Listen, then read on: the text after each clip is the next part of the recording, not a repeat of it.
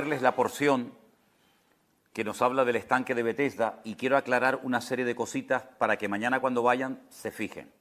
Por ejemplo, dice aquí en Juan capítulo 5, después de estas cosas había una fiesta de los judíos y Jesús subió a Jerusalén. Y hay en Jerusalén, cerca de la puerta de las ovejas, la puerta más cerca del estanque de Betesda ya no se llama la puerta de las ovejas, se llama la puerta de los leones.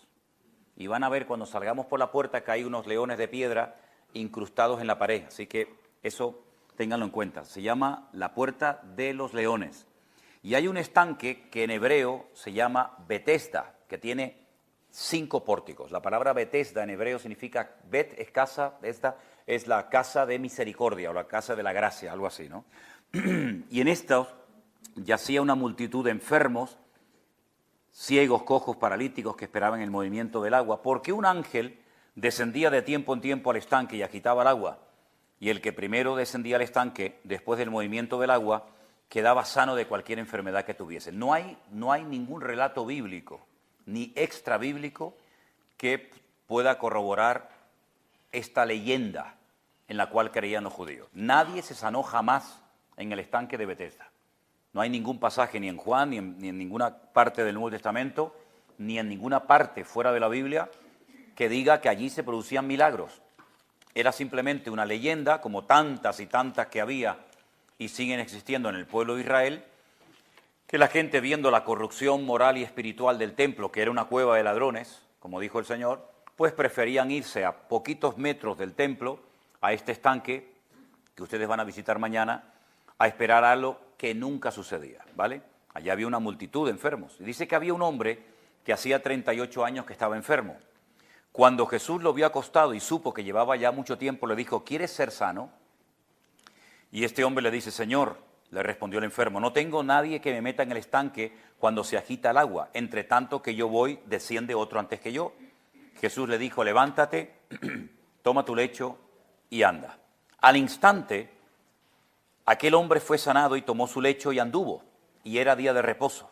Entonces, los judíos le dijeron a aquel que había sido sanado, es día de reposo, no te es lícito llevar tu lecho. Le dijeron, o él dijo, perdón, el que me sanó, él me dijo, toma tu lecho y anda. Y le preguntaron, ¿y quién es el que te dijo, toma tu lecho y anda? Y el que había sido sanado no sabía quién era, porque Jesús se había apartado de la gente que estaba en aquel lugar. Después le halló Jesús en el templo. Van a ver que de ahí al templo hay menos de 50 metros.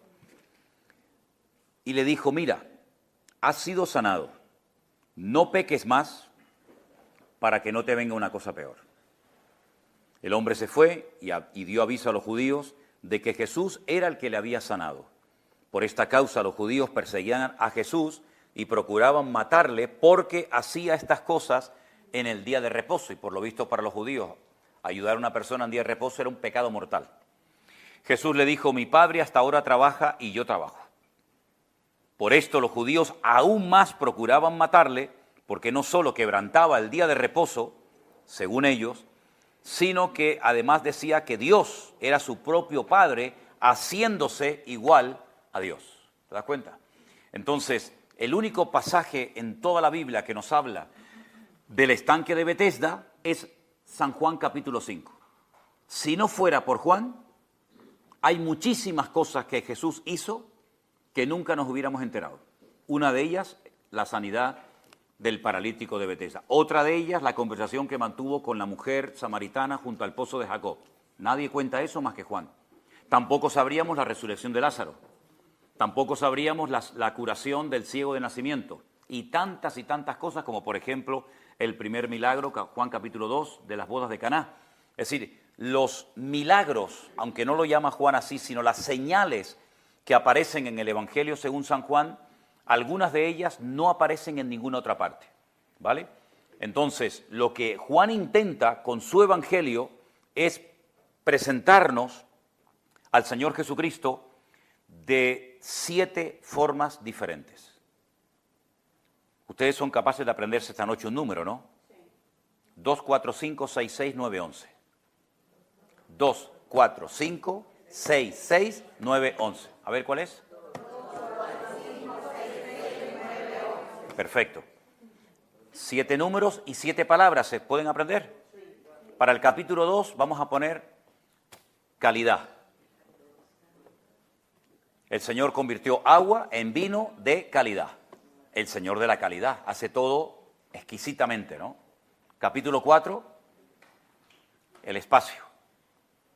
El Señor sana a una persona que está muy lejos, demostrando que a Él no lo limita ningún espacio físico, sino que Él traspasa el espacio y la sanidad llegó antes del que había venido a pedir por Él. Capítulo 5, el tiempo. 38 años paralítico, no se podía mover, el Señor lo sanó en un instante. Capítulo 6, camina por encima de las aguas. El Señor que domina la creación. Y en el capítulo 6, la multiplicación de los panes y los peces, la cantidad. Capítulo 9, el Señor de la vida, resucitando a un muerto. Perdón, capítulo 9 es el Señor sobre lo que llamarían la desdicha o la mala suerte cuando sana a un paralítico, perdón, a un ciego que dice que era ciego de nacimiento. Y el capítulo 11, el Señor de la vida. Entonces tenemos el 2, la calidad, el 4, el espacio, el 5, el tiempo, el 6, la naturaleza, el 6, también la cantidad, el 9, la desdicha humana o la mala suerte, como dirán los del mundo, y el capítulo 11, la resurrección en la vida. Entonces, con estos 7 milagros o señales, tú puedes ver al Señor Jesucristo de 7 formas diferentes. Y uno dice, bueno, ya lo dijo todo, ¿no? Ya no hay manera de sorprender más a la audiencia contando más cosas de Cristo. Cuando tiene 100 años, el autor del Evangelio de Juan se va, o lo manda, mejor dicho, a la isla de Patmos, y se le presenta al Señor Jesucristo, y se le presenta de formas tan diferentes y con títulos tan amplios y variados que todavía tienen los teólogos con la boca abierta. Los títulos y las formas y las presentaciones de Cristo a Juan en la isla de Patmos superan a Mateo, a Marcos, a Lucas, a Juan, a Primera de Pedro, Primera de Juan, Segunda de Juan, Judas, Colosenses, Tesalonicenses. No hay ninguna descripción tan amplia y profunda como la que este hombre recibe en la isla de Patmos cuando está allí desterrado por causa de la palabra. Es decir, nunca terminaremos de conocer la grandeza y la maravillosa esencia y la figura de nuestro Señor Jesucristo. Y mañana vais a tener la oportunidad de estar en un lugar donde el Señor hizo un milagro espectacular. Y cuando vayamos a Galilea, ustedes van a poder estar en otro lugar del capítulo 6, donde caminó por encima de las aguas, y en Tajma, donde multiplicó los panes y los peces. Y así van a ir viendo, capítulo por capítulo, dónde se producía un milagro, dónde se producía otro milagro. Cuando estuvieron en el Monte de los Olivos, estuvieron muy cerca de la casa de María, Marta y Lázaro, en Betania, donde fue el milagro del capítulo 11. Y así, con la Biblia en la mano, puedes ir recorriendo todo este país y dándote cuenta que aquí el Señor hizo esto, aquí el Señor hizo lo otro, aquí hizo esto. Y te vas a dar cuenta, primero, de la geografía. Segundo, aquí se ve la Biblia. Aquí nosotros la leemos. Pero aquí, en cuanto sales a la calle, ya la estás viendo por todas partes. La arqueología, la literatura, en fin, todo te habla de Biblia, Biblia, Biblia, Biblia y de Dios por todas partes. Porque esta es la tierra de los profetas, esta es la tierra de los apóstoles, aquí se escribió la Biblia, aquí nació la iglesia y aquí nació, murió, resucitó, ascendió el Señor Jesucristo y aquí volverá otra vez cuando ponga sus pies sobre el Monte de los Olivos. Es decir, estás en un lugar, como veíamos hoy en el mapa ese en el museo, el ombligo. Los judíos llaman a Jerusalén el ombligo del mundo, ¿verdad? El ombligo de la tierra. Y ellos dicen que desde el Monte Moriah, donde están ahora mismo las explanadas, desde ahí Dios creó el mundo. Porque geográficamente, si analizas y ves las dimensiones y los datos que te da el libro del Génesis, aquí estaba el centro del jardín del Edén. Un extremo era el río Éufrates y Tigris, en la Mesopotamia, que lo menciona la Biblia. Otro extremo era el río Nilo, y el centro geográfico del jardín del Edén, donde probablemente estuvo Adán y Eva, era en el monte Moriah, aquí en la ciudad de Jerusalén. Es decir, te das cuenta de que todo apunta siempre en una misma dirección, porque aquí era donde, entre comillas, vivía Dios, donde depositó su gloria. Ahora pueden entender cuando Jonás recibe el llamado para ir a predicar a Nínive, él dice que ¿qué quería hacer? Huir. ¿De quién? De la presencia de Dios. ¿Por qué? Porque en la mentalidad de ellos, Dios vivía aquí. en este círculo pequeño, y cada vez que te separaba de Jerusalén eran como grandes círculos concéntricos, y cuanto más te vas separando de Jerusalén, más te vas separando de la gloria de Dios. Entonces él se fue a Jaffa o a Jope, y él dice, allí no llega la gloria del Señor, la gloria del Señor está aquí. ¿Te das cuenta? En fin, esas cosas que llaman tanto la atención de la Biblia, ¿no? Bueno, entonces, hermanos, mañana vamos a ir allí y vamos a intentar, a ver si está abierto. Yo voy a intentar llevarlos a la mazmorra. Nadie tiene que tener claustrofobia porque está iluminada. Si quieren podemos apagar la luz para que vean lo que se siente, ¿no? Pero la mazmorra donde estuvo Barrabás, ¿vale? Tenemos que bajar una escalera. Hoy en día bajamos una escalera, pero van a ver un hueco en el techo y lo que hacían es que los tiraban.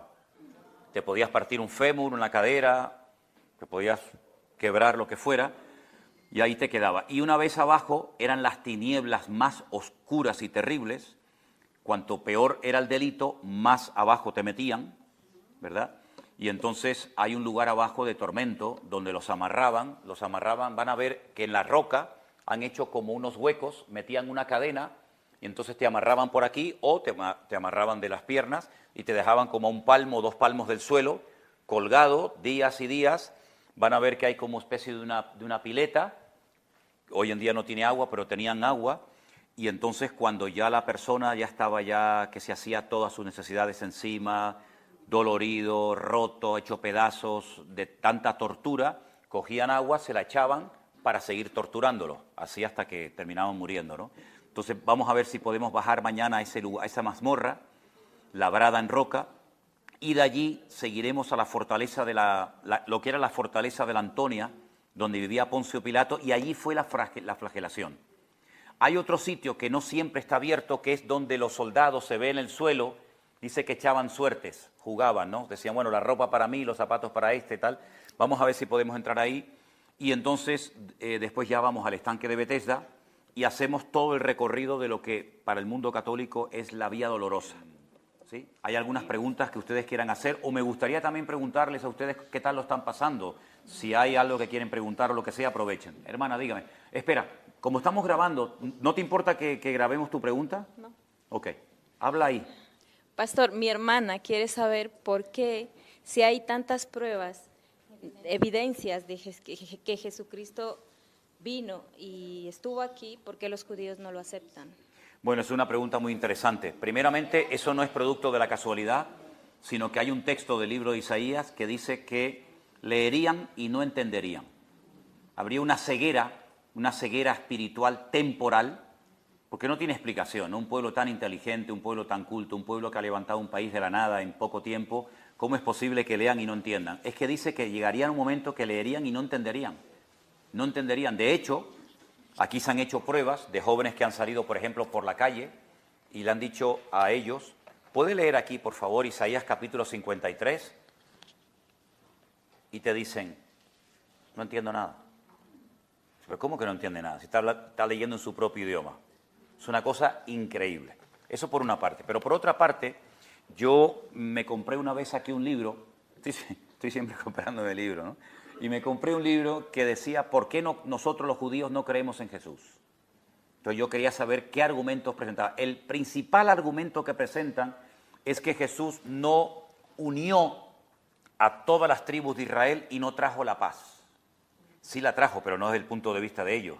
Fíjense que el día de la ascensión, los discípulos le podrían haber preguntado 40.000 cosas al Señor. Pero fíjate la pregunta que le hacen. Bueno, está bien, has resucitado, has muerto, has hecho milagros, todo lo que tú quieras, maravilloso. Pero una pregunta, ¿vas a restaurar el reino, sí o no? Porque ellos siempre tienen la gloria esa perdida, ¿no? De los reyes, del templo, y quieren volver a ese pasado glorioso, ¿no? Entonces, ¿vas a restaurar el reino, sí o no? Y le dijeron, no os toca a vosotros saber las sazones que el Padre puso en su sola potestad. Como diciendo, a ustedes eso no les interesa ahora, ustedes lo que tienen que hacer es ir, esperar la promesa del Padre, ir por todo el mundo y predicar el Evangelio a toda criatura.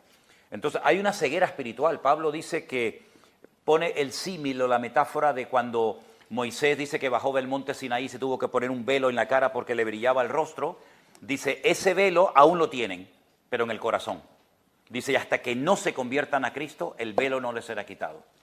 Llegará un momento en el que millones de judíos se van a convertir, millones, millones y millones, no te puedes ni imaginar.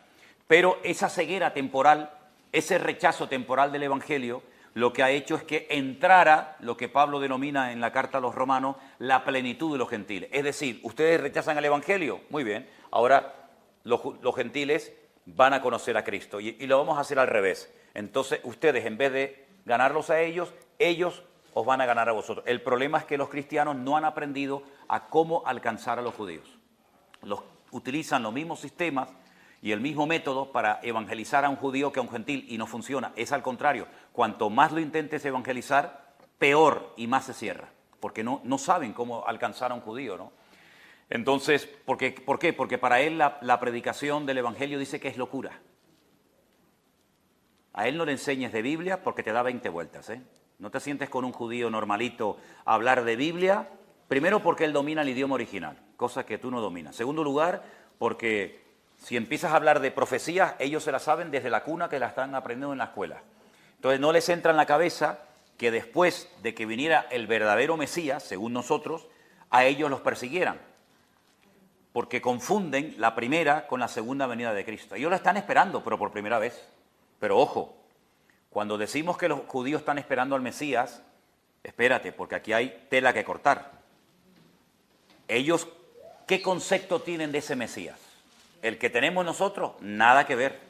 El Mesías para ellos es una especie de superhombre, nada que ver con divino, ni hijo de Dios, ni nada que ver, como una especie de rey David, pero a lo bestia, para que me entendamos, con una sabiduría tremenda, que es capaz de unificar a todo el pueblo de Israel, que está tremendamente dividido, de recuperar a todas las tribus de Israel que están esparcidas por toda la tierra, y él mismo tendrá que subir al templo a Jerusalén a presentar sus sacrificios por sus pecados.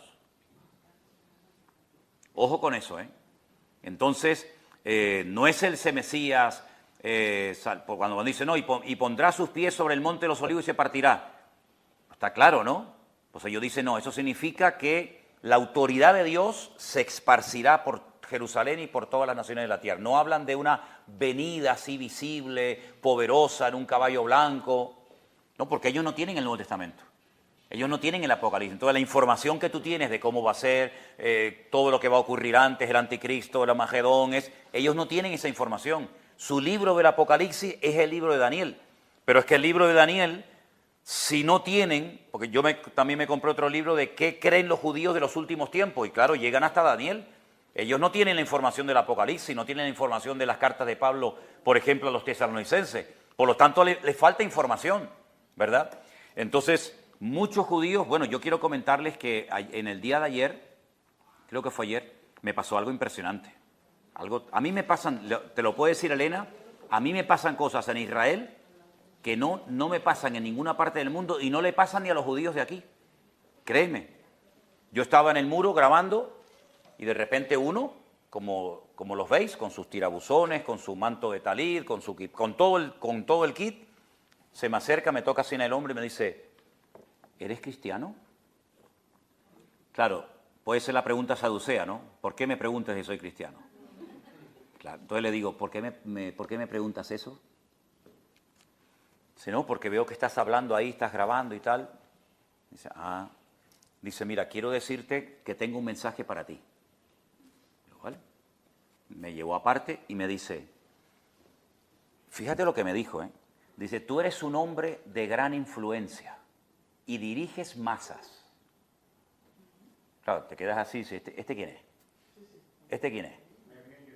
Y me dice, dile a tu gente que esa mentira que se enseñó de que los cristianos van a ser arrebatados antes de la tribulación, eso es la gran mentira que el diablo le metió a la iglesia. Todos vamos a ser perseguidos, ustedes y nosotros. ¿O es que tú no has leído Apocalipsis capítulo 12? Y le digo, claro que he leído, y te lo digo de memoria, el capítulo entero si quieres. Y me dice, ¿quién es el dragón que persigue a la mujer? Digo, Satanás. ¿Y quién es la mujer que huye al desierto? Digo, Israel. Dice, y cuando el dragón ve que no puede destruir a la mujer, ¿qué dice el texto? Y le digo, pues dice que fue a hacer guerra contra el resto de la descendencia de ella, los que guardan los mandamientos y los que han lavado sus vestiduras en la sangre del Cordero. Dice, ¿y esos quiénes son? ¿No son ustedes? Así que dile a tu gente que se preparen porque queda muy poco tiempo. Además te voy a decir algo que tú a lo mejor no has oído en mi vida. Y es verdad, ayer aprendí algo nuevo. Ellos acaban de celebrar la semana pasada el Rosh Hashanah, que es el año nuevo, primero de año, ¿vale?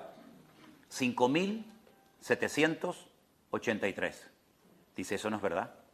Los únicos judíos que han mantenido el calendario verdadero son los judíos caraítas, que son unos judíos que vienen de otras partes, que son los únicos judíos que no guardan la tradición del Talmud, de la Haftará, del Musar, de todos esos libros ajenos a la palabra. Ellos se han mantenido solamente con Biblia, Biblia, Biblia y Biblia, nada más que eso.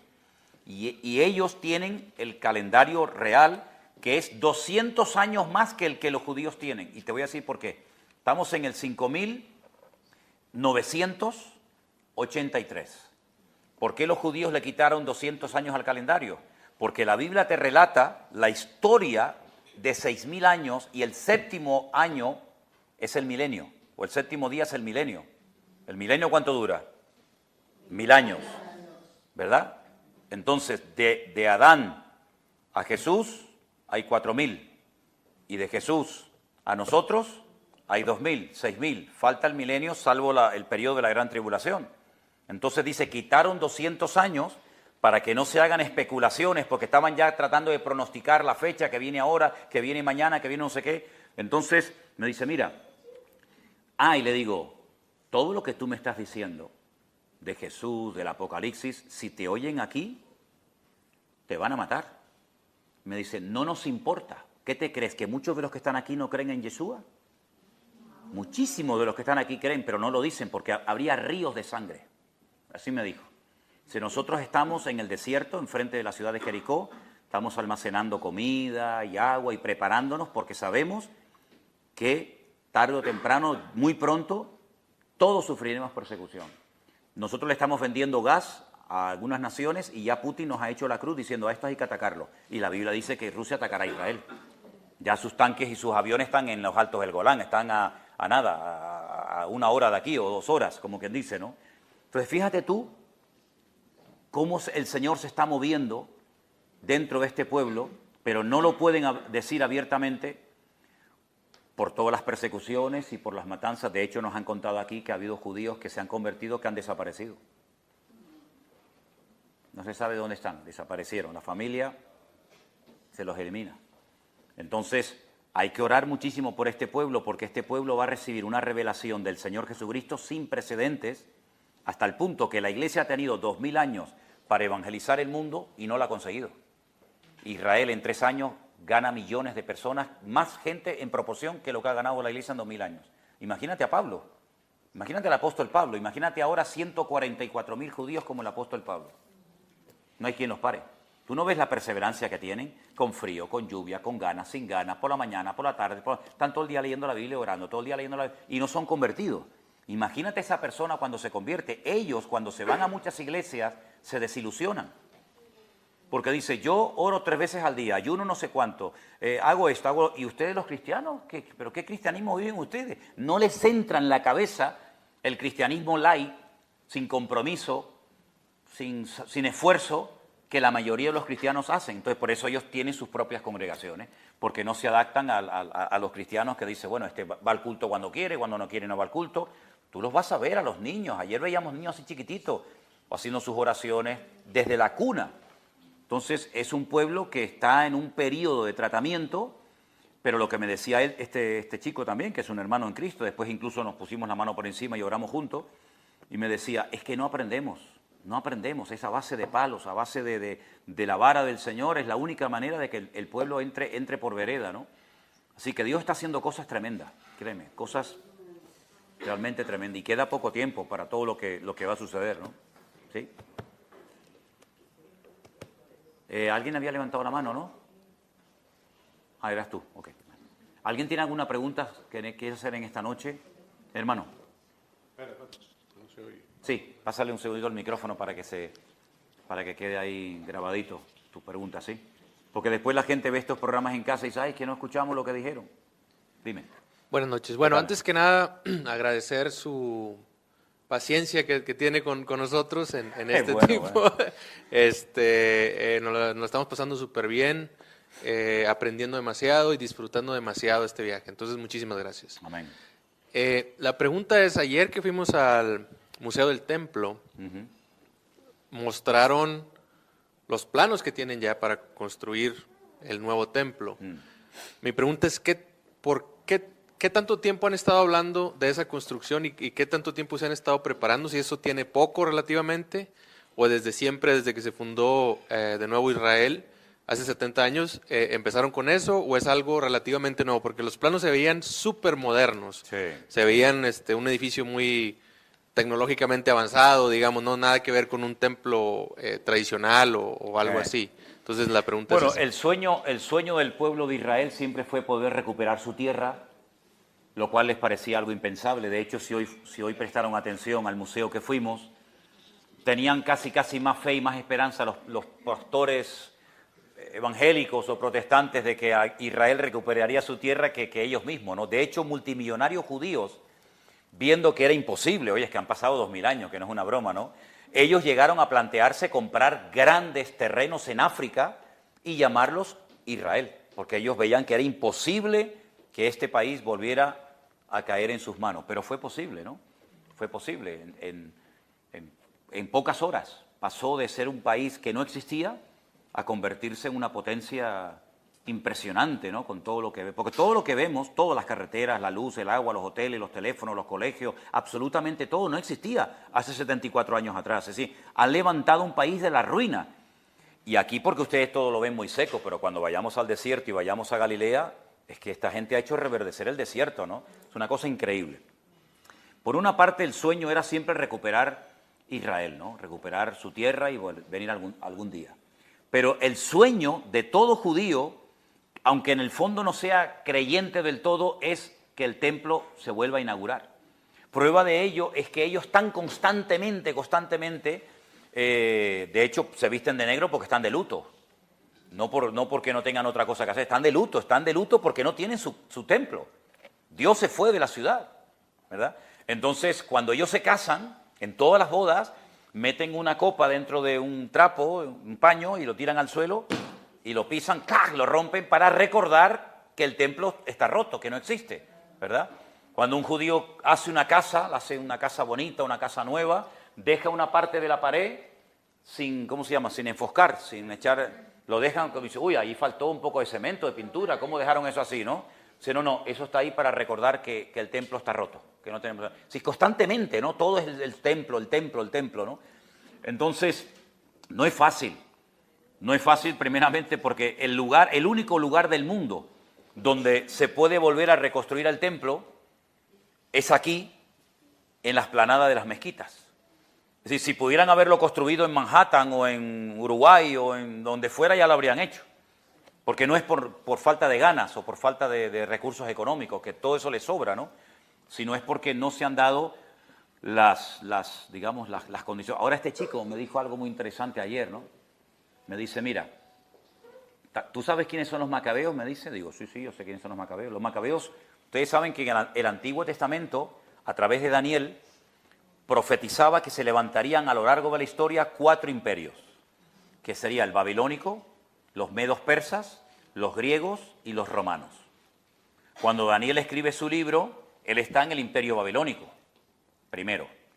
Él llegó a conocer parte del levantamiento de los medos persas, ¿vale? Eran dos pueblos, digamos, que se unieron, los persas, que son los iraníes, y los medos, que existen hoy en día, pero con otro nombre, que son los kurdos, que son los que no tienen tierra. Ellos se unieron para poder derrotar al imperio babilónico. Cuando termina el Antiguo Testamento, vemos a Babilonia, vemos a los medos persas, pero no vemos a los griegos. Y cuando abrimos las páginas del Nuevo Testamento, nos encontramos con los romanos. Ya está aquí Poncio Pilato, las legiones romanas, y uno dice, uy, pero ¿y el tercer imperio, los griegos? No aparecen en el Antiguo Testamento, porque es que entre el Antiguo Testamento y el Nuevo Testamento hay más de 400 años de historia, de silencio, que no relata nada la Biblia. Si uno quiere averiguar, si uno quiere saber qué pasó en ese tiempo, Fíjate tú, los griegos, ¿de quién estamos hablando? ¿No? Alejandro Magno, etcétera, etcétera, que una influencia tremenda, ¿no? E incluso nosotros la famosa democracia, las olimpiadas y tal, pues uno tiene que ir a la historia del pueblo de Israel, que se encuentra en Primera y en Segunda de Macabeos, que los católicos en el siglo XVI le metieron esos dos libros al Antiguo Testamento para que la gente supiera qué pasó entre el Antiguo y el Nuevo Testamento. Ni los judíos metieron en sus Biblias, en el Antiguo Testamento, esa historia, porque ya se la conocen. No hace falta que me la cuenten, porque ya la sé, ¿verdad? Pero como los lectores de la Biblia no la conocían, pues los católicos dijeron, pues le metemos la historia de los macabeos, le metemos la historia de Judith, que es la que se acuesta con el enemigo, le corta la cabeza y tal, la heroína del pueblo de Israel, para conocer qué fue lo que pasó. Los macabeos no se llamaban así, tenían sus propios nombres, Simón, Judá, etcétera. Eran una familia de varios hermanos y se llaman macabeos porque la palabra macab significa martillo, los que golpean al enemigo, a los griegos. Vale, entonces, ¿qué ocurre? Profanaron el templo de los griegos, lo convirtieron en un gimnasio. Antíoco Epifanes, que fue uno de los... Porque ustedes saben que cuando Alejandro Magno murió, él era homosexual. Él no dejó descendencia. Entonces, ¿qué ocurre? Cuando se muere Alejandro Magno, no hay descendencia.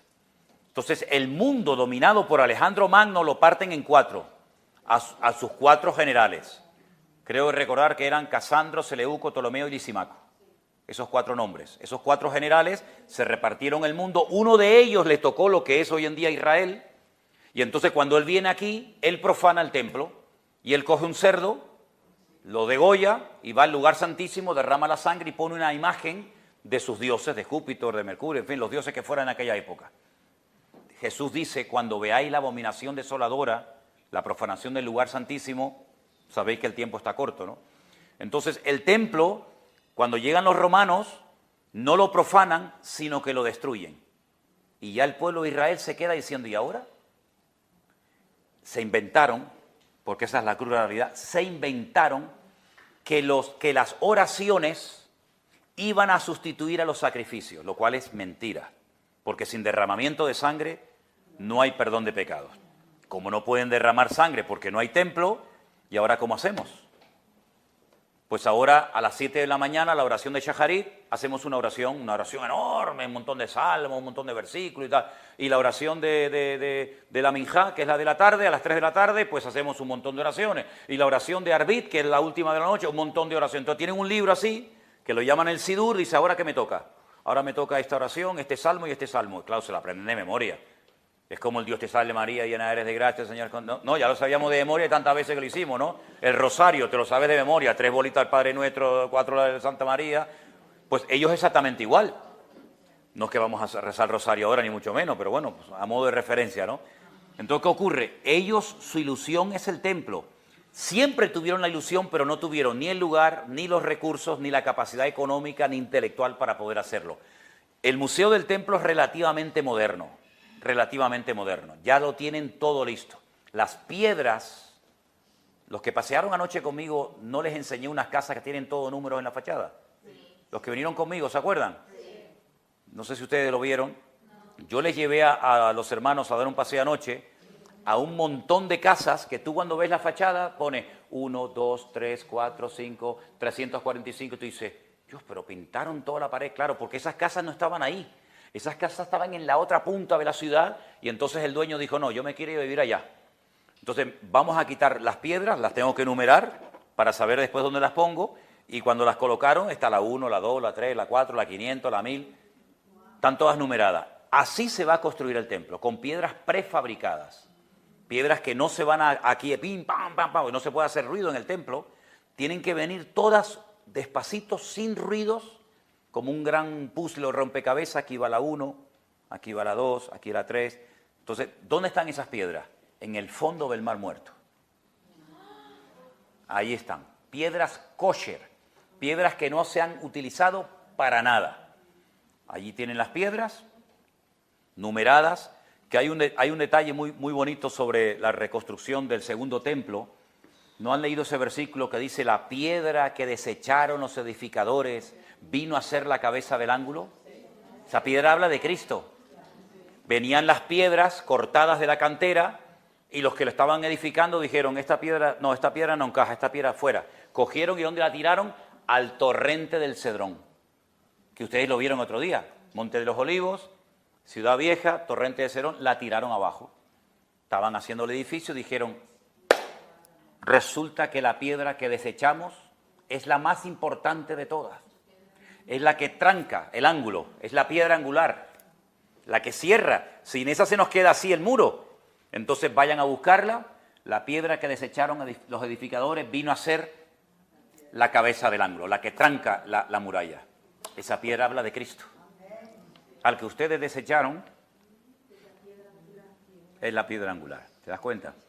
Entonces, el sueño del pueblo de Israel, pero la pregunta es, si tienen los planos, tienen los instrumentos, tienen el dinero, tienen todo, con el poder que tiene esta gente, ¿por qué no suben arriba, le meten 4 patadas a eso y levantan el templo? Porque, parece mentira, hay un detalle que uno dice, pero ¿cómo puede ser eso?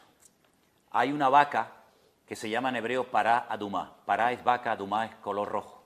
La vaca roja.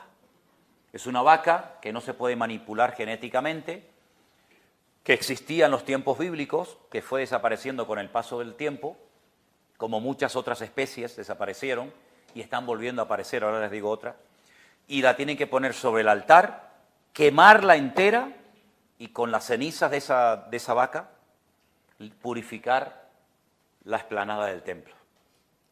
Habla de la sangre de Cristo, que es lo que purifica, ¿verdad? Entonces, hasta que esa vaca no aparezca, no pueden edificar el templo. Ariel Sharon, ¿se acuerdan de Ariel Sharon?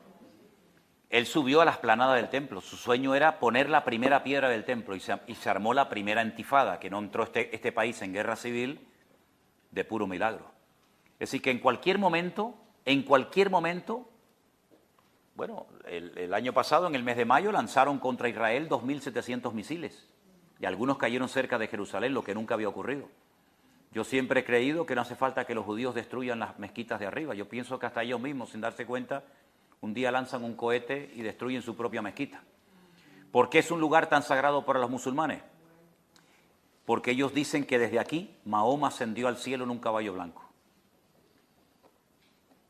Entonces para ellos este lugar es súper sagrado, pero en cualquier momento, yo estoy seguro, si el Señor no me permite llegar hasta allí, yo estoy seguro que yo en los próximos años veré la reconstrucción del Templo de Jerusalén. Estoy convencidísimo de eso. Falta muy poco tiempo. Nunca han estado tan cerca de eso. Vamos a ver, en 1700 era imposible. En 1400 peor todavía.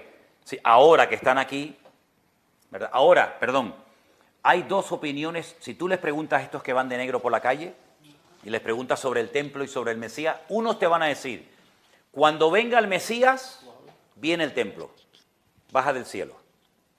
Y otros te dicen, no, eso nada. Hasta que no construyamos el templo, el Mesías no viene. Entonces están peleados entre ellos. Pero así es lo que hay. Pero yo pienso que queda muy poco tiempo, ¿eh?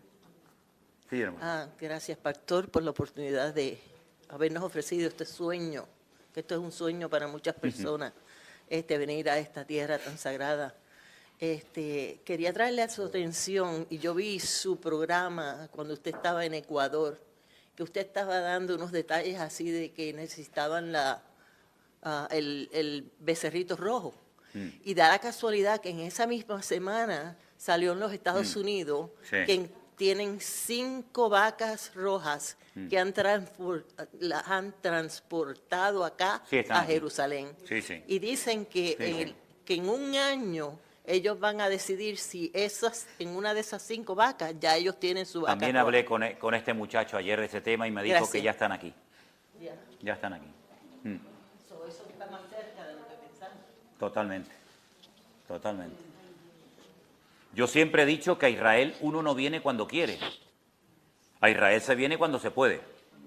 Llegará un momento que algunos quieran venir y no se va a poder venir. Llegará el momento que este país se cierra. Y lo primero que cerrará es el espacio aéreo. Y no podrá nadie ni entrar ni salir. Así que espero que podamos salir el día 9, ¿no? Pero bueno, En algún sitio habrá que estar, ¿no? Sí, hermana. Buenas noches, pastor. Mi pregunta es... Me tiene que hablar alto, que no oigo bien, ¿eh? Ok. Mi pregunta es, fíjese que yo tengo una hermana cristiana también que piensa de que el arrebatamiento para los hijos de Dios va a ser después, dice ella, después del milenio. No sé en qué se basa ella, pero yo quiero... Pregúntale a ella, a ver qué dice. pero yo quiero Porque a mí siempre me preguntan por lo que dicen los demás, yo digo, oiga. Pero es ahí donde yo tengo una duda también. Mire, hermana, ¿usted sabe sinceramente la opinión o la teoría de que los cristianos van a ser arrebatados antes de que las cosas se pongan bravas? O la gran tribulación. ¿Sabe quién inventó eso? Un cura. Okay, ¿Cómo? Sí, mire, yo decía lo siguiente, porque esto no lo saben ni muchos pastores, fíjense lo que les digo. Durante siglos no se podían añadir comentarios a la Biblia. Bueno, esta Biblia que yo tengo no tiene ningún comentario, pero por ejemplo en las páginas atrás ves que tienen, ¿cómo se llama? Concordancias, tienen mapas. Esto era una falta de respeto durante siglos. Durante siglos no se le podía poner nada, ni los titulitos, ¿sabe? Que pone aquí manifestación del hombre de pecado, nada, la Biblia pelada, capítulos y versículos y nada más. No se podía hacer nada. Pero resulta que un sacerdote católico en el 1800 y pico, él dijo que estudiando por su cuenta y riesgo, él había llegado a la conclusión de que la Iglesia católica, que era la única iglesia apostólica romana y la verdadera, pues todos los demás éramos poroto al aire, no sé lo que éramos, pues iba a ser arrebatada, no iba a experimentar sufrimiento. ¿Por qué? Porque los que mataron a Cristo, porque la Iglesia Católica con los judíos siempre ha estado a muerte. Siempre ha estado a muerte. No ha habido, salvo algunas excepciones, la historia de la Iglesia Católica siempre condenó al judío por ser deicida, por los que mataron a Dios. Y Martín Lutero, el que hizo la gran reforma, las peores barbaridades que se han escrito en la historia contemporánea contra el pueblo de Israel las escribió él, que están escritas en una catedral de arriba abajo, diciendo que había que quemarlos vivos, que había que torturarlos, que había que quemar sus sinagogas, pero cosas terribles, terribles. A mí me han llamado de Alemania y me dicen, oye, pues es verdad lo que tú dijiste. Yo estoy ahora mismo en la fachada de Alemania, de una de las catedrales, y todo eso está escrito. Y eso lo utilizó Adolf Hitler para decir, miren, el padre de la patria espiritual, mira lo que decía esta gente, hay que matarlos a todos. Es increíble, la historia es tremenda. Pues resulta de que ese cura dijo que los que tenían que pagar caro lo que habían hecho con Cristo eran los judíos, y por lo tanto los católicos no iban a estar, la iglesia no iban a estar. Ah, bueno. Entonces hubo un señor llamado Scofield, que era un gran teólogo protestante, que dijo, wow, esto es tremendo, ¿eh? Los cristianos no van a estar en la tribulación. Entonces, él fue el primero en la historia que se atrevió a poner comentarios dentro de la Biblia, a pie de página, ¿no? Como hoy en día es normal en la Biblia Thompson, en la Biblia Plenitud, etc. Y claro, cuando los cristianos evangélicos veían que el señor Scofield dijo aquello, dijeron, oye, Scofield no es cualquier cosa, ¿eh? Scofield es un señor que sabe mucho de la Biblia. Bueno, vamos a ver, usted sabrá mucho de la Biblia, pero usted no puede sacar cosas de la Biblia. Como hace poco uno por ahí dijo que Cristo venía en tal fecha y después tuvo que salir a pedir perdón. ¿Vale? Entonces, los cristianos leyeron aquello y dijeron, pues ya está, nos vamos. La gran tribulación para los judíos, que se aguanten por ser malos, por ser asesinos, no sé qué, no sé cuánto. Pero ¿qué creían nuestros hermanos antes de que el señor Scofield pusiera en la Biblia? ¿Qué creían? ¿Cuál era la teología cristiana a lo largo de la historia? Que nos van a perseguir, que vamos a estar siendo perseguidos. El que quiera vivir piadosamente sufrirá persecución. Es más, en la carta, quien la haya escrito a los hebreos, dice que cuando llegaba el momento de pagar el rescate,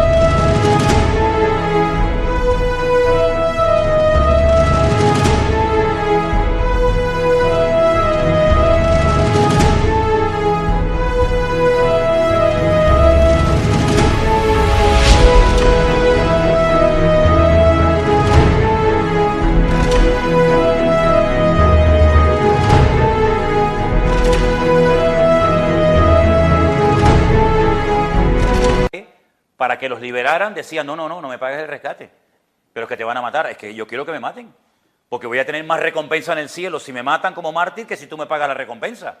Fíjate el concepto que tenían los cristianos. Pablo dice que él y sus compañeros de ministerio se habían condenado a muerte. Es como si ustedes quieren viajar conmigo, quieren trabajar conmigo, ¿sí? Todos vamos a morir en algún momento, ¿eh? Un día te va a tocar a ti, otro día a ti, Timoteo, otro día a ti, Lucas, otro día a fulano y otro día a mí. Así que antes de que nos condenen, nos condenamos todos a muerte, estamos todos condenados. Es cuestión de días. Ese era el concepto con el que vivían los cristianos. Entonces, esa idea, que es totalmente antibíblica, de que la iglesia no va a pasar por ese periodo de la historia que se llama la Gran Tribulación, eso es rotundamente falso. Lo que no podemos decir es que Noé y el arca de Noé representa a la iglesia. Pues ¿cuántas veces decimos, no, la iglesia es como Noé, ¿sí? La iglesia es como Noé, como el arca. ¿Y Noé qué pasó con Noé, mi niño? Noé no pasó por el diluvio. Se lo comió todo. Y el Señor le dijo, métete dentro del arca para que no te haga el diluvio. Tuvo que prepararse, pero el diluvio se lo tragó todo. Entonces, ¿cuándo el Señor ha dicho que el que se convierte no va a ser perseguido, no va a ser maltratado? Es que es muy, muy diferente el cristianismo nuestro aquí ahora a un hermano nuestro en Afganistán, ¿eh? O un hermano nuestro en Corea del Norte. ¿Saben cómo se saludan los chinos cuando se conocen entre ellos? Hermano, ¿cuántas veces has estado en la cárcel? ¿Cuántos latigazos llevas tú encima? Mira, yo llevo 35, yo 80. Esa es la forma como se saludan los hermanos allí. El cristianismo no siempre ha sido popular y querido. El cristianismo ha estado bañado en sangre de toda la historia de la humanidad. Pasa que esa teoría vino muy bien. Nos vamos. Sí, nos vamos a donde nos vamos. Entonces los cristianos, por supuesto, que han sido siempre perseguidos. Y el pueblo de Israel ha sido perseguido. ¿O es que queremos ser del pueblo de Israel cuando nos interesa para las bendiciones, para la recompensa, para la prosperidad, pero luego a la hora de pagar el precio como que no queremos ser conscientes de ello? Así que, hermano, esa es la realidad. Claro, después del milenio, que es la segunda resurrección, pero eso es otro tema diferente, eso no tiene nada que ver con el arrebatamiento de la iglesia. Bueno, hay un libro por ahí que se escribió que se explica, ¿no?, de lo que creemos de la séptima trompeta. Pablo nos dice esto, y aquí os digo un misterio. No todos dormiremos, es decir, no todos vamos a morir, pero todos seremos transformados en un momento y en un abrir y cerrar de ojos. A la final trompeta, se tocará la trompeta y los muertos en Cristo resucitarán primero. Y luego nosotros, los que vivimos, los que hayamos quedado, no precederemos a aquellos a la final trompeta. Y uno dice, ¿cuántas hay? Pues hombre, hay 7, pero primero vienen los 7 sellos. Y si es a la final trompeta, la séptima, pues mira a ver lo que pasa en el primero, en el segundo, en el tercero sello. Y Pablo dice que es a la final trompeta. Dice, yo os digo un misterio. Nosotros que habremos quedado hasta la venida del Señor. Estoy agradecida por esa aclaración porque sé que mi hermana lo va a escuchar y va a quedar más que clara. Gracias. Bueno, y si no le queda clara, pues allá ella. Vamos a ver, a mí me gustaría con toda honestidad decir, hermano, no se preocupen, ¿eh? Nosotros nos vamos, no nos van a perseguir. Vamos a ver, pero a ver, ¿quién se pone, Señor, que me persigan, que me maten, que me apaleen? Yo no oro por eso. Oramos, Señor, protégenos, Señor, cuídanos, Señor, guárdanos. Pero, hijo, es que yo no te puedo enseñar lo que nos dice la Biblia. Y yo te digo una cosa, prefiero decir a la persona, prepárate para lo que viene, que decirte no te va a pasar nada y después te viene y dice, usted me tomó el pelo y me engañó. Que no nos persiguen, amén. Pero si nos persiguen ya te lo había dicho, para que sepas. ¿Sabes lo que le decían a las madres? Las madres cuando vinieron estos salvajes del ISIS y del Daesh, que venían por Siria y por todos los países, ¿saben lo que le decían las madres cristianas a sus hijos? Que esto tiene que ser tremendo. O las abuelas a sus nietos. Nos van a matar. En algún momento van a romper la puerta de la casa y van a venir y nos van a matar. Lo que tienen que hacer ustedes, niños, es cerrar los ojitos. Porque cuando los vuelvan a abrir, ya están con el Señor. Enseñarle eso a un nieto, a un hijo. Pero es que vivían así, sabían que en cualquier momento podían ir a por ellos, como tantos hermanos nuestros murieron en aquellos días, ¿no? Las muertes más terribles, ¿no? Tremendo. Ok, pastor, yo tengo otra pregunta. A mí, el Apocalipsis, a mí me encanta ese libro. es precioso. Pero también usted habla de, en una de sus clases que usted dio una vez, está usted hablando, y yo sé que usted ha hablado muchas veces de esto, pero tengo duda de algo. Cuando la gente pregunta que si cuando venga el Espíritu Santo la iglesia se va a ir o el Espíritu Santo se va a ir, pero usted dice, cuando se levante Miguel, entonces que va a venir la gran tribulación. Pero ¿de dónde? ¿De Israel o de la protección de todos los que tienen que ver con el amor a Cristo? Bueno, vamos a leer la Biblia, si le parece, a ver qué le suena a este texto, ¿no? Ahora, Pablo en 2 de Tesalonicenses da una información cronológica. Ustedes saben, como te decía el otro día, que la Biblia no está en orden cronológica. Por eso a veces uno se hace un lío, ¿no? Diciendo que es primero Moisés, Abraham, Gedeón. Pero en este caso, este capítulo 2 de 2 de Tesalonicenses está en orden cronológico y dice aquí, con respecto a la venida de nuestro Señor Jesucristo y nuestra reunión con Él, os rogamos, hermanos, que no os dejéis mover fácilmente de vuestro modo de pensar, ni os conturbéis, ni por espíritu, ni por palabra, ni por carta, como si fuera nuestra, en el sentido de que el día del Señor está cerca. Dice, nadie os engañe en ninguna manera, porque no vendrá. ¿De qué está hablando Pablo? De la venida, de la segunda, evidentemente, ya la primera se haya producido. No vendrá sin que antes venga la apostasía, la pérdida de valores, la anarquía espiritual, el relajo total, ¿verdad? Y se manifieste el hijo de pecado el hijo de pecado o el hombre de pecado, el hijo de perdición. Dos cosas, tiene que venir el Señor, pero no va a venir hasta que venga la apostasía, que ya está, y se manifieste el hombre de pecado o el hijo de perdición. Por eso yo siempre digo, hoy no va a venir el Señor. Y me dice, uy, hermano, el Señor puede venir en cualquier momento. No, Señor, yo se lo voy a demostrar. Si mañana cuando nos levantemos no estamos aquí, sino que estemos en la gloria, les tendré que pedir perdón a todos. Pero yo les voy a demostrar que mañana por la mañana estamos aquí. Esta noche no va a venir el Señor Jesucristo. Uy, hermano, eso es muy fuerte lo que usted... Bueno, denme 24 horas de chance, de confianza. Porque la Biblia dice que Él no va a venir hasta que se manifieste el hombre de pecado o el hijo de perdición. Entonces yo sé que ahora no va a venir el Señor. Porque no se ha manifestado este personaje. Otra cosa es cuando se manifieste. Y podamos reconocer por los datos que nos da la Biblia, decir, este es el anticristo, porque podemos saber quién es y quién no es. Sí. Pero como no se ha manifestado, hoy no va a venir el Señor y probablemente mañana tampoco. Pero fíjate lo que dice. Ese hombre de pecado o hijo de perdición se opone y se levanta contra todo lo que se llama Dios o es objeto de culto. Tanto que se sienta en el templo de Dios haciéndose pasar por Dios. Una clara referencia a la reconstrucción del templo de Jerusalén. Porque si se sienta en el templo de Dios, no está hablando de que se va a sentar encima de la iglesia. El templo de Dios para los judíos hace 2000 años era el templo. Por lo tanto, lo va a profanar otra vez. Por eso dijo Jesús, cuando veáis la abominación desoladora, el que lee entienda. Y dice, ¿no os acordáis que cuando yo estaba todavía con vosotros os decía esto? Ahora vosotros sabéis lo que lo detiene. No, pero ¿cómo podían saberlo ellos? Y los cristianos hoy en día no lo saben. Sabéis lo que lo detiene a fin de que a su debido tiempo se manifieste. Y dice, porque ya está en acción el misterio de la iniquidad, solo que hay quien al presente lo detiene, hasta que él, a su vez, se ha quitado de en medio. Y entonces se manifestará aquel inicuo, a quien el Señor matará con el espíritu de su boca y destruirá con el resplandor de su venida. Inicuo es otro término que utiliza ahora Pablo, cuyo advenimiento o aparición es por obra de Satanás, con gran poder, señales y prodigios mentirosos. Es decir, aquí son como los eslabones de una cadena.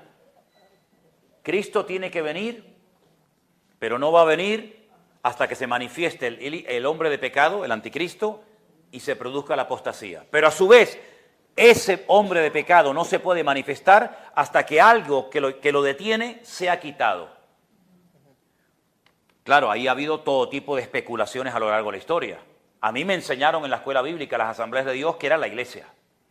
La iglesia era lo que impedía que el anticristo se manifestara. Cuando la iglesia se ha quitado de medio, automáticamente este hombre tiene carta blanca para manifestarse. Y a mí un día se me ocurrió por decir y preguntar lo siguiente, digo, una pregunta. Aquí dice que es él, artículo masculino, singular. ¿La iglesia qué es, masculina o femenina? Porque si él es el esposo y yo soy la esposa, la iglesia es esposa, la iglesia es novia, la iglesia es ella, no es él. ¿O esto qué cosa es? Claro, cuando le hice al maestro esa pregunta me dijo, hoy es tarde, mañana te respondo, y nunca me respondió. Porque se enseñan las cosas, pero no se comprueban ni se demuestran. Entonces, por ahí otro un día se atrevió a decirme, no, mira, es que el profesor a lo mejor ese día estaba un poco tal. Es el Espíritu Santo, Manuel. El Espíritu Santo es lo que detiene a la iglesia. Cuando el Espíritu Santo se ha quitado de medio, entonces se manifestará el anticristo, digo. Muy bien, muy interesante. Una pregunta, ¿me los puedes demostrar con la Biblia? Exacto. Que si me lo puedes demostrar con la Biblia. ¿Dónde dice la Biblia que el Espíritu Santo no va a estar durante este tiempo? No, es que no va a estar, digo. Bueno, pues vale, de acuerdo, no va a estar. Pero lo tendrás que demostrar, ¿o qué? Aquí como porque tú lo dices. No, que el Espíritu Santo habita en la iglesia. Digo, eso es mentira. ¿Cómo que es mentira? No, señor. El Espíritu Santo estaba en Génesis 1:1 y la iglesia no existía. En el principio creó Dios los cielos y la tierra estaba desordenada y vacía, y el Espíritu de Dios se movía sobre la faz de las aguas. Y no hay iglesia, ni Israel, ni vaina, y allí estaba el Espíritu de Dios. O el Espíritu Santo no es Dios. Pues claro, por ahí se ha dicho que el Espíritu Santo es una persona. Pero claro, como una persona, pues claro, las personas no están siempre en un sitio o en otro. Pero si el Espíritu Santo es Dios, que creo que es Dios, Padre, Hijo y Espíritu Santo, el Espíritu Santo estaba ya, antes de que Adán y Eva existieran, estaba ya allí, moviéndose el Señor. Entonces no me digan a mí que el Espíritu Santo necesita la presencia de la iglesia para estar en la tierra. Como si el Espíritu Santo dependiera de la iglesia, cuando yo creo que es al revés, que será la iglesia la que depende del Espíritu Santo y no el Espíritu Santo depende de la iglesia. Entonces ya se enfadó conmigo y no me dirigió más la palabra. Y me pasé años diciendo, Dios mío, pero si no es la iglesia, porque es ella, si no es el Espíritu Santo, porque siempre va a estar, porque otra cosa, si el Espíritu Santo es el que convence de pecado, ¿cómo se va a convertir la gente en la gran tribulación? ¿O es que no se convierte la gente en la gran tribulación? Millones y millones. Correcto. No le dijo un anciano a Juan en la isla de Patmos, esta multitud que nadie puede contar de todas las naciones, pueblos, tribus y lenguas, ¿estos quiénes son?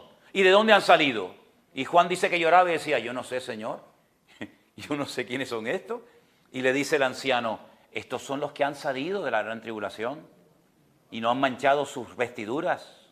Si estos son millones de gente que se ha convertido por la influencia de los 144.000 judíos convertidos, por el ministerio de los 2 testigos. Esto es una multitud impresionante. ¿Y quién los convenció de pecado a esa gente?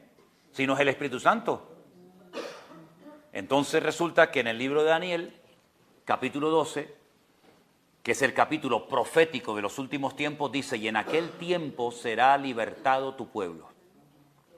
Y en aquel tiempo se levantará Miguel, el gran príncipe que está de parte de los hijos de tu pueblo.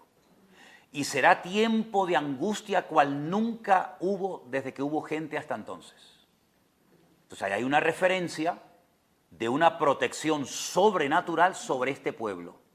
Y no me digan a mí que si no fuera por una protección sobrenatural, esta gente que es así, seguiría existiendo 4.000 años después. Porque esta gente en 74 años han llevado a cabo 7 guerras. Eso no hay quien lo aguante, mi hermano. Pero no guerra de uno contra uno. Guerra de, miren en Google, métanse en Google y diga, a ver, guerra de los 6 días, junio del 67. ¿Cuántos tanques de guerra tenían en ese momento esta gente? Ponle 100. Egipcios, sirios, jordanos, no sé, 2.500. Aviones que tenía Israel, 35.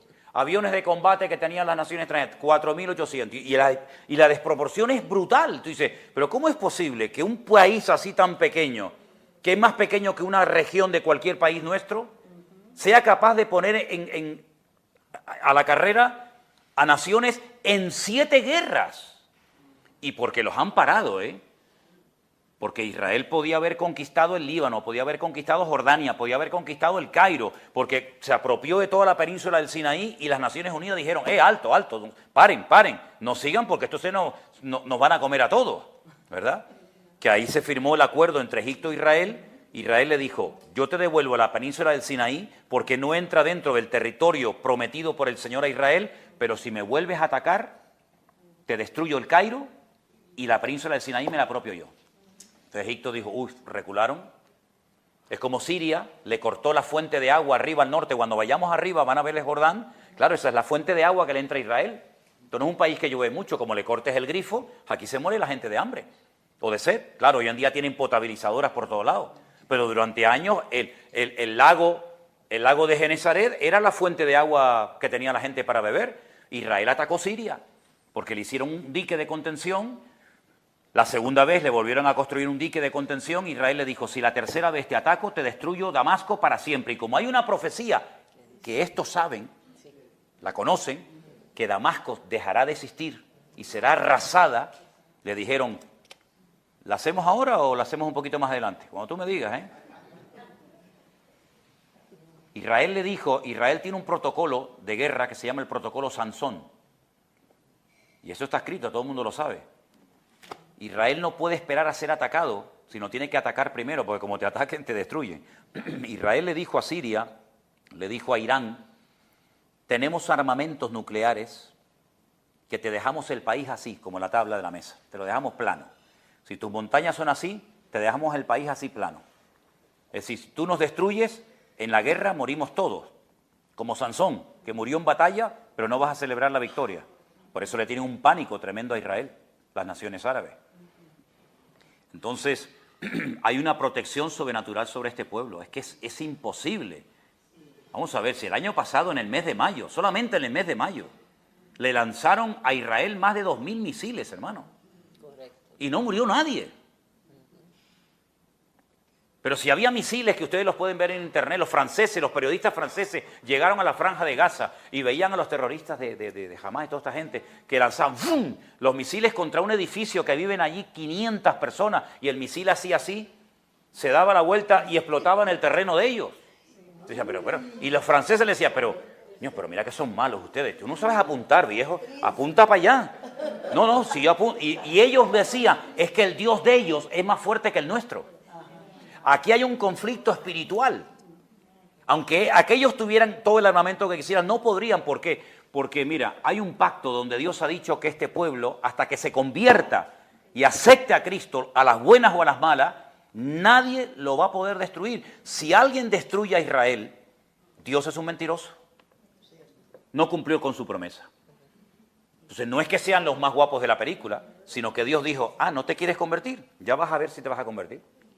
Vas a ver si te vas a convertir. No te conviertes con la predicación, no te preocupes, te mando mañana una guerra y pasado te mando otra. ¿Y qué pasa en la gran tribulación? La sangre les llega hasta aquí, lo dice la Biblia. Hasta los frenos de los caballos le llega la sangre aquí. En el valle de Meguido, que yo creo que lo vamos a ver en estos días, un valle que es impresionante, Napoleón lo visitó cuando desembarcó aquí en Jope, en Jaffa, y dijo, este es el campo de batalla perfecto para una gran batalla. En ese valle la sangre les llega hasta aquí. Y cuando ya no tengan apoyo por ninguna parte, les ataquen norte, sur, este, oeste, tierra, mar y aire, tendrán que clamar y en ese momento es cuando viene el Señor.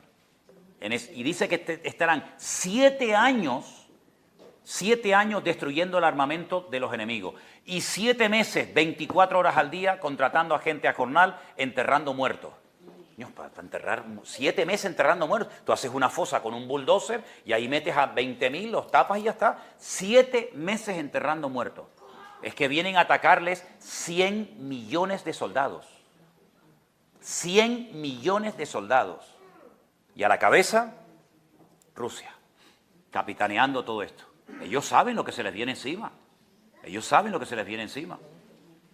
Entonces, el tiempo es tremendo. Aquí hay una protección. Mira, desde hace 17 años que yo estoy viniendo aquí, ya se sabe, todo el mundo lo sabe, que hay 150.000 misiles en los altos del Golán enfocando así a Jerusalén, a Israel. 150.000 misiles.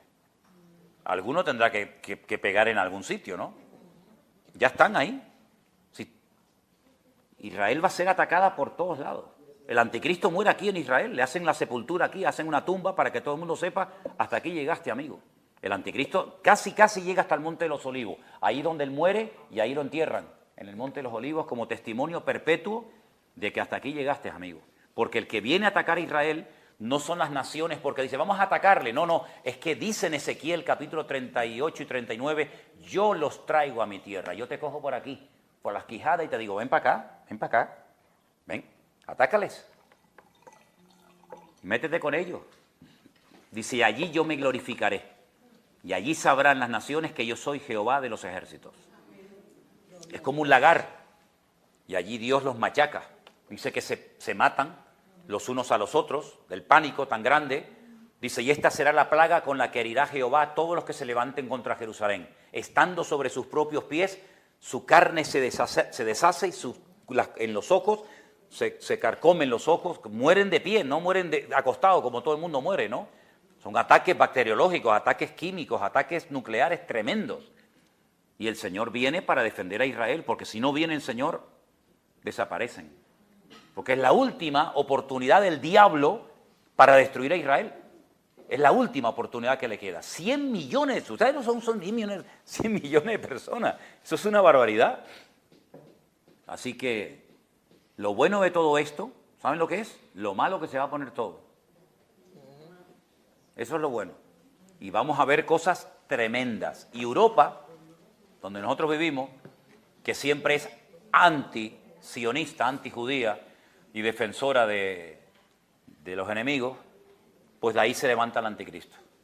De ahí se levanta. Okay, ¿verdad? o sea, que lo que quiere decir es, el anticristo se va a levantar. Pero, y se va a manifestar, es un político.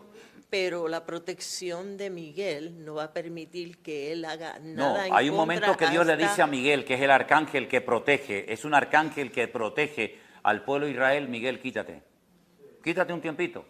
Claro, el otro dice, ahora o nunca. Cuando Miguel sea levantado, sea quitado, sea removido, y Satanás reconoce en el mundo espiritual que Israel está sin protección, exacto, es cuando el otro ataca. Ok, ahí es cuando verdaderamente son la gran tribulación. Esa es la batalla de Armagedón, en el valle de Meguido. En ese valle, ustedes cogen la Biblia y ustedes ustedes se pueden pegar toda la mañana viendo la Biblia en ese valle. Allí murió, Saúl por mano de los filisteos. En aquel monte se transfiguró Jesús. En este monte murió Barak, Sísara y Débora. En este monte Gedeón bajó con los 300. Ahí tienes toda la historia de la Biblia. Es el valle de las batallas. Allí peleó todo Quisqui. Allí pelearon todos. Allí está el Monte Hermón, allí el Gilboa, aquí el Tabor, aquí. Y en ese valle es donde se va a llevar a cabo esa gran batalla. Gracias, pastor. Tremendo. Gracias. Bueno, hermanitos, la última pregunta, ¿les parece? Espera. Pásale el micro ahí un segundito. Mañana salimos a las 8, ¿vale? Okay. Hay otra. Perdón. Okay. Primero que nada, pues gracias por todo, porque ha sido una experiencia bien bonita y le doy gracias a Dios y a usted pues que pudo pasar esta experiencia.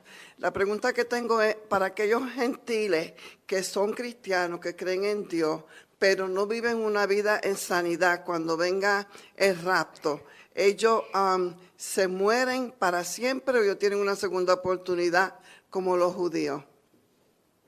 Ni los gentiles ni los judíos tienen una segunda oportunidad después de la muerte. Las oportunidades son mientras uno está vivo, cuando está muerto se acaban las oportunidades. De rapto. Cuando venga Jesús y se lleve su iglesia, y van a quedar muchos cristianos que no están viviendo una vida en santidad. Entonces no eran cristianos. No eran cristianos. Entonces no eran cristianos, eran cristinos. Cristianos no. Los cristianos nos vamos con Cristo. Si un cristiano no vive en orden y en santidad, no es cristiano. Es decir, no creamos que hay la opción de cristianos buenos y cristianos malos, cristianos que se van y cristianos que se quedan. Si se quedaron es que no eran cristianos. ¿Iban a la iglesia? Puede ser. ¿Daban los diezmos? Puede ser. ¿Predicaban? Puede ser, pero no eran cristianos, porque si hubieran sido cristianos se hubieran ido con el Señor. Es decir, dice la Biblia que el que conoce al Señor no practica el pecado. Ahora eso no significa de que no pequemos.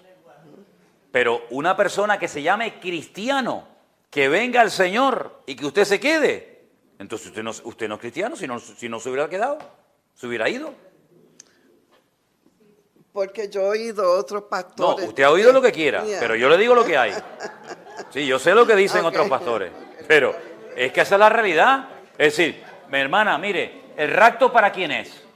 Para los cristianos, para la iglesia. ¿Usted es cristiano? Sí. ¿Y por qué se quedó? Pues porque usted parecía que era, pero usted no era.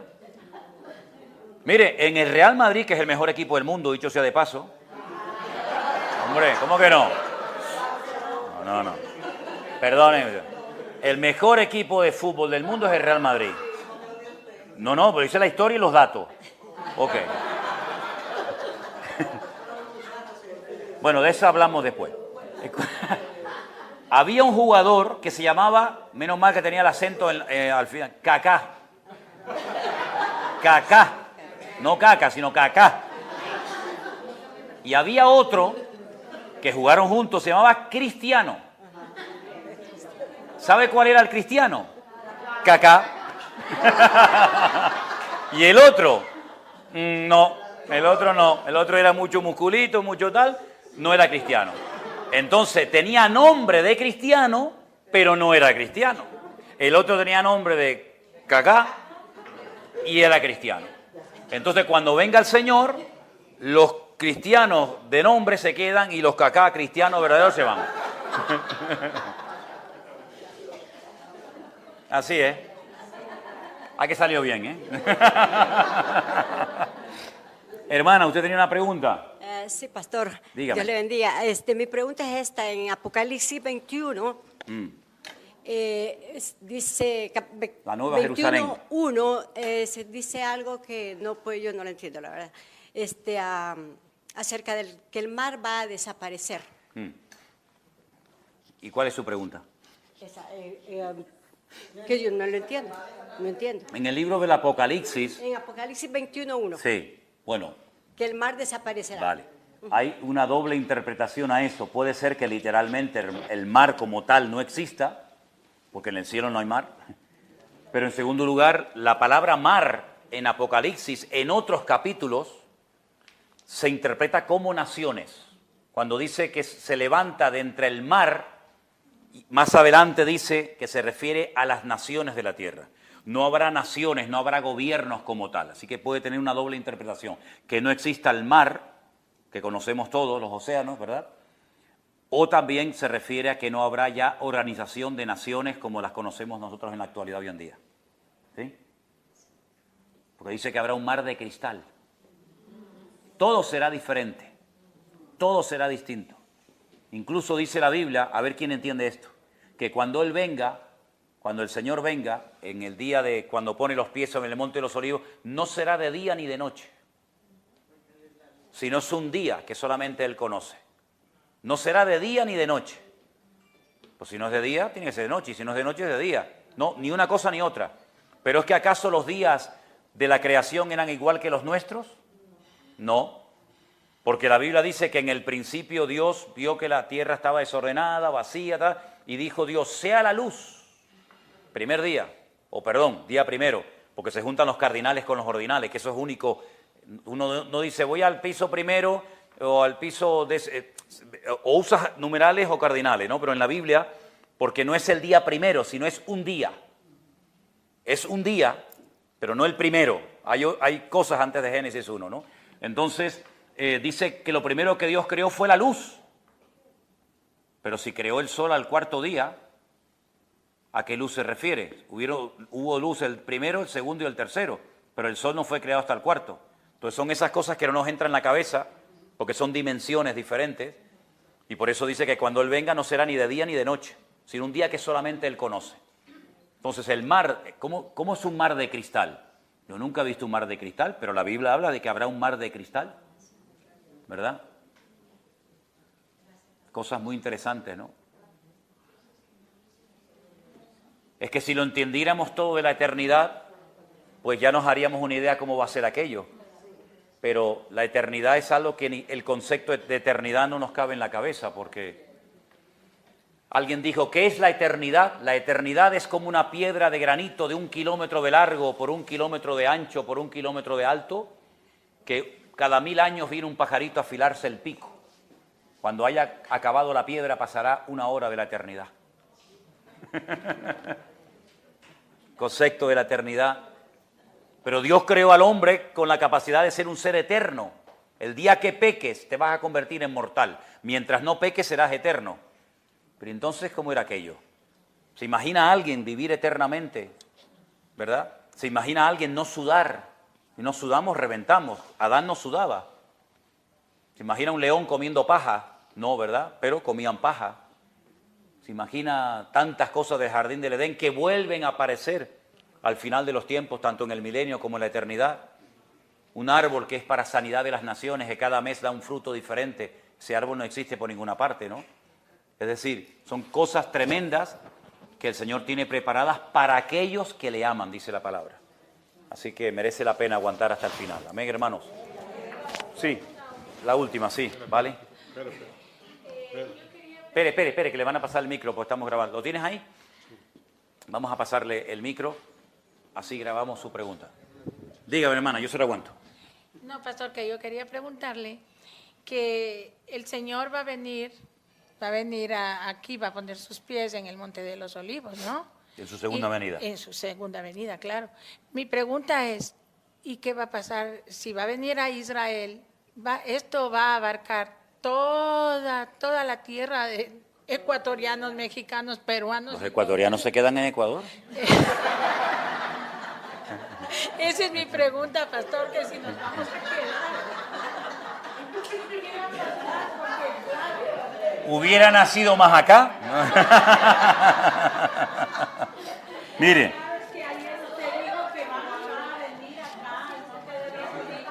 Sí. Miren, hagamos algo. Entonces, ¿para qué se van? ¿Para qué se van entonces? Miren.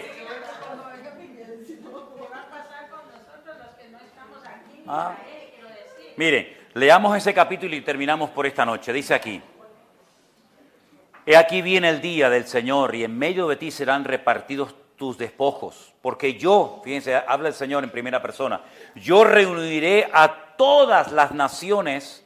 Ahora, cuando hablamos de todas las naciones, hay que entender que la Biblia habla en términos de geografía bíblica.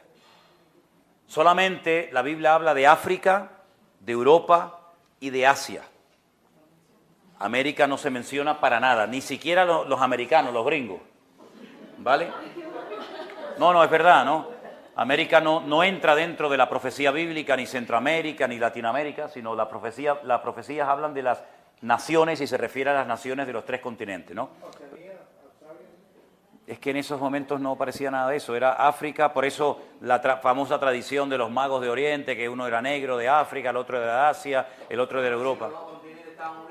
También, eso también es verdad, pero también es verdad que la Tierra, aunque era una, la Tierra era una y no había 5 continentes como hoy en día era una, se resquebrajó por las placas continentales y se formaron los continentes que parece como que encajan cuando uno los ve en el mapa, ¿verdad? Eso fue después del diluvio, que se separaron, por eso uno ve gente de la otra punta del mundo que dice, uy, ¿cómo se parecen tanto estos a aquellos y cómo los incas construían pirámides que solamente las hacían los egipcios? Son esos grandes misterios, ¿no? Pero dice que Él reunirá a todas las naciones para combatir contra Jerusalén. Y la ciudad será tomada, y las casas van a ser saqueadas, y las mujeres van a ser violadas. Después de esto, después de esta guerra tremenda que es la batalla de Armagedón, saldrá Jehová, saldrá el Señor, ¿no? Peleará con aquellas naciones como peleó en el día de la gran batalla. Y entonces, a raíz de la batalla, versículo 4 dice, y se afirmarán sus pies en aquel día sobre el monte de los olivos, que ustedes ya lo han visto, que está enfrente de Jerusalén. Claro, cuando uno lee esto y no sabe la geografía, pero tú ya sabes, ¿verdad? Que está al oriente, al este, y el monte de los olivos se parte por en medio hacia el oriente, hacia el occidente, haciendo un valle muy grande. La mitad del monte se aparta hacia el norte, la otra mitad se aparta hacia el sur, y después sigue contando cosas, y dice, y esta será la plaga con la que el Señor herirá a todos los pueblos que pelearon contra Jerusalén. La carne de ellos se corromperá estando ellos sobre sus pies. Se consumirán las cuencas de sus ojos y la lengua se les deshace en el paladar, en la boca.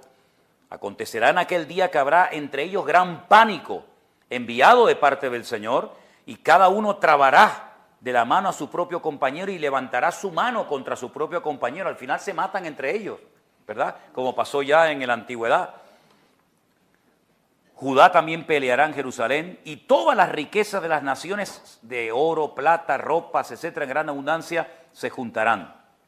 Y todos los que sobrevivieren, porque no va a morir toda la humanidad, todos los que sobrevivieren de las naciones que vinieron contra Jerusalén, tendrán que subir.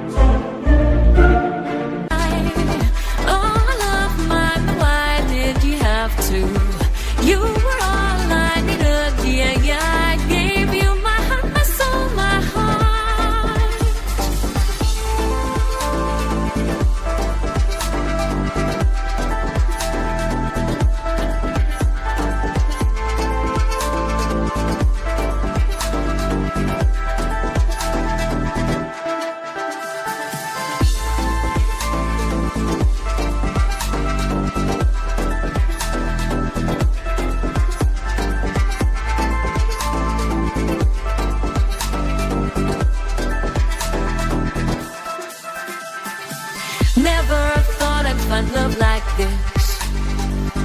Never thought I'd be waiting.